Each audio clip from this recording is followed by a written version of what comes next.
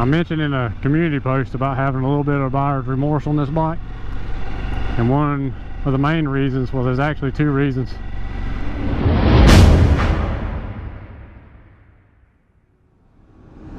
Alright, I'm about to take the first official ride on the new to me 2014 Suzuki V-strom 1000. Just want to give you my initial thoughts on how it compares to my 09 650. I've been riding that 650 for about a year and a half now, so I think we can give it a pretty good comparison. So let's jump on the bike and see what we think about it.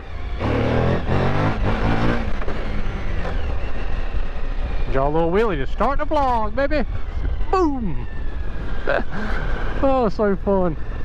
One thing I can tell y'all right off the bat, between the differences of this bike and the 650, this one's got way more power.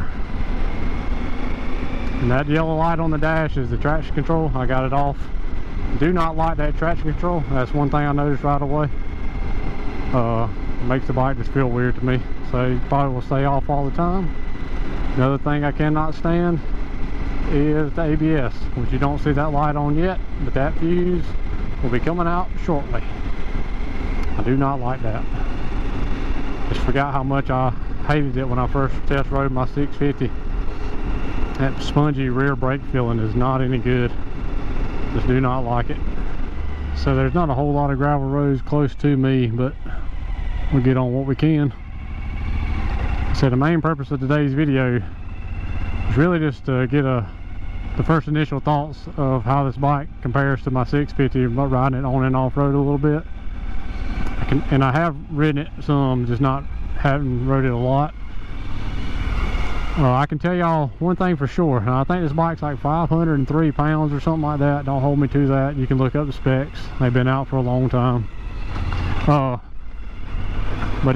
And I think my 650 is like 470, something like that, and that's without any accessories on it and stuff like that. So this 1000 feels more balanced and lighter than my 650. I don't know why that is. I don't know if they changed some geometry on it from then to now. I don't know.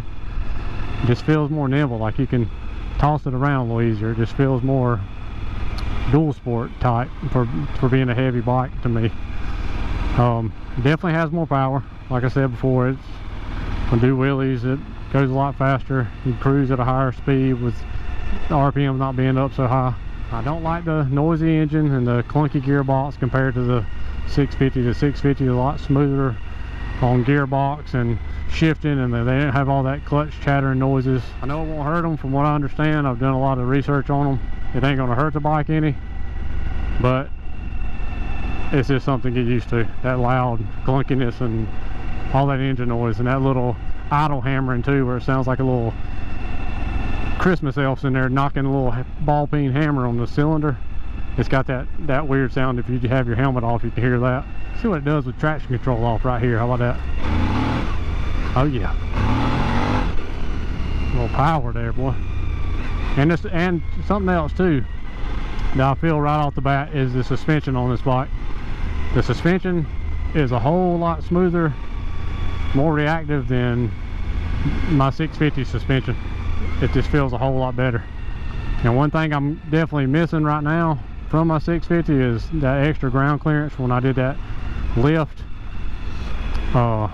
That little 1/2 inch, 3/4 inch does make a difference, because I have ridden this one around my yard a little bit on some of the same stuff I ride that 650 on, and I have hit the skid plate a little bit when I normally wouldn't be doing it. So I done got used to that extra ground clearance. So at some point this bike might have to get a lift itself. I don't know how I'm gonna do that exactly. I still hadn't messed with the preload and stuff a lot, so I might can remedy some of that.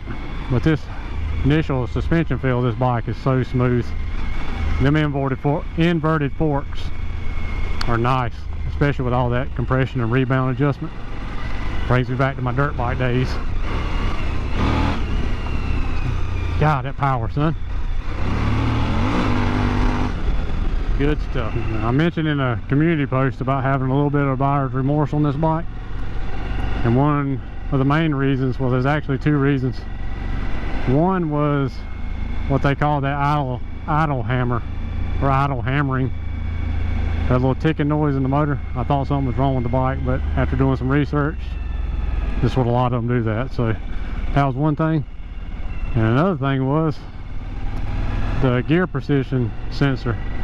It threw a code like the very first day I bought it. Like the second day I went out to ride it just a little bit, it threw that code.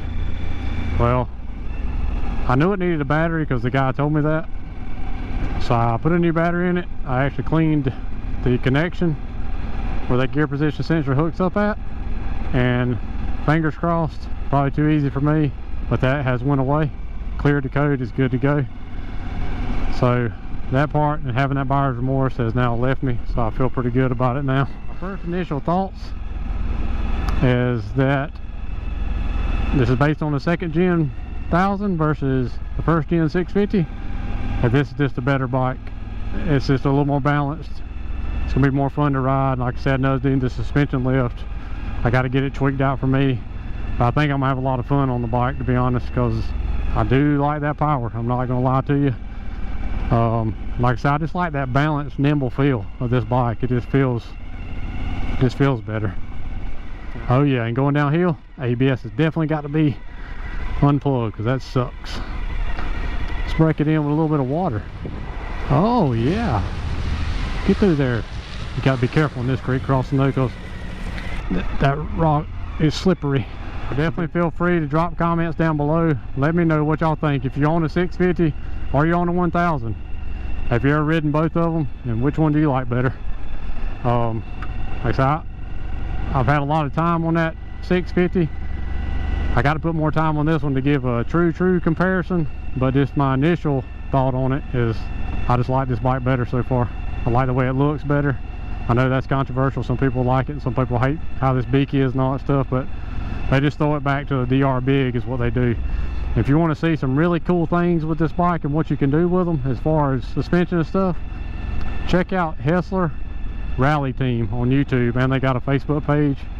He makes all the big suspension long travel kits for them and graphic kits. He does all kind of cool stuff. I'm sure at some point I'll do a little more long-term comparison video between the 650 and this bike after I get more time on it, but we'll get down here somewhere and I'll stop and I'll give you a little walk around, show you a few little things I've changed on the bike so far in the week that I've owned it, and see what y'all think about it. Y'all, I did pull over and had this film before, but I wanted to show y'all some changes, and I forgot some things and left some things out, so I just wanted to refilm it once I got home. So we'll flip it around. I'll show you some things I have changed and some things I want to change in the future on the bike. All right, we'll start up here.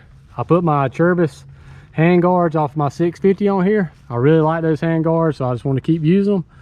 I put my Syndic grip donuts off my 650. Oh, that's a big change. Add some horsepower.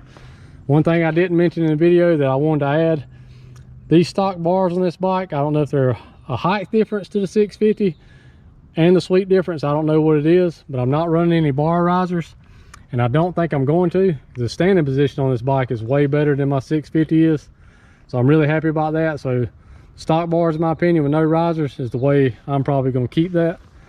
And we'll move down here. The stock shifter, I got it adjusted all the way up and it works pretty good, but a future plan is to put a DR650 shifter on here. Now you can put the DR650 straight on this shaft, and it'll probably be too long, but I can get somebody to cut it down. I do want to make it just a little bit longer, maybe approximately right here, and I'll have more adjustability to make it easier to get my motocross boots under there. Like I said, you can shift it now. That'll just be a change to make it a little easier. I put my Tusk pilot panniers on the existing Happy Trails rack.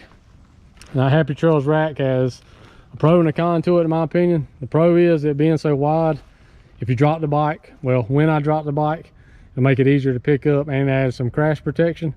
The negative to it is when they're as wide as they are, going down a skinnier type road or trail, you just have to be real conscious not to bang the bag off something to crash the bike like I did in the new bike day video, which that's something you just have to get used to. So I'm still on the fence whether I'm gonna get rid of the racks, maybe try to trade them out to something skinnier or keep them. I'm not really sure yet, but those racks are freaking built like a tank, I'm telling you. So may keep them, may not, I don't know.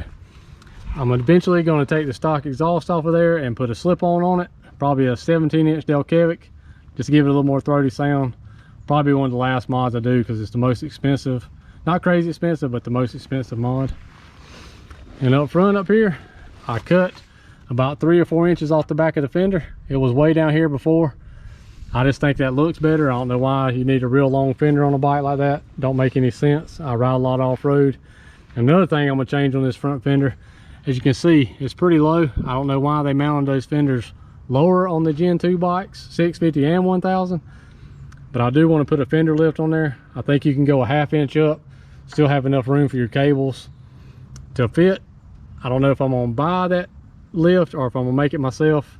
I don't know yet, but I'm definitely gonna do that hopefully here really soon. And I did put a radiator guard on there that I made, because you got to have radiator protection. Those radiators are just too wide open not to have any protection on there. But that's pretty much it. I'm sure I'll come up with more stuff, but that's all the changes I made to it up until this point. As always, appreciate y'all watching. If you hadn't already, hammer the shit out of that subscribe button and that notification bell so you'll be alerted when new content comes out. We'll see y'all in the next one.